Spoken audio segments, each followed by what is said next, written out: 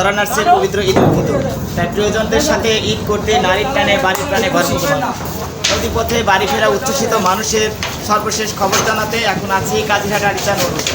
আপনারা দেখতে পাচ্ছেন মোল্লা অ্যান্ড ব্রাদার এই মুহূর্তে ঘাটে এসে থামলো। অন্যান্য সময়ে অন্যান্য ঈদে যে লক্ষ্য করি উপচে পড়া ভিড় এবং কিন্তু আমরা আসলে তেমনটা দেখি। আমরা এবছর লক্ষ্য করছি একটু মোটামুটি ভিড় থাকলেও ভোগান্তি তেমন একটা নেই। এই মুহূর্তে কথা বলবো ঘরমুখ যাত্রীদের সঙ্গে।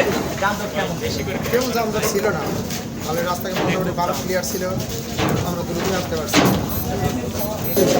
অঞ্চলা যে যানবাহনগুলো আপনারা আসে এখানে কি কোনো বাড়তি ভাড়া নেওয়া হয়েছে?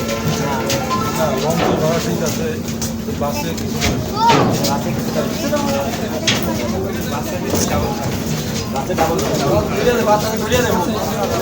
দর্শক, আপনারা জানতেই পারলেন যে লঞ্চে জেলা প্রশাসকের নির্দেশনা অনুসারে এখানে যে নৌযানগুলো আছে এই নৌযানগুলোতে ভাড়া কিন্তু ঠিকই নেওয়া হচ্ছে, কিন্তু আমরা যা জানতে পারলাম যে স্থলে যে যানবাহনগুলো চলছে বাস, সেখানে আমরা জানতে পারলাম যে ভাড়াটা বেশি নেওয়া হচ্ছে।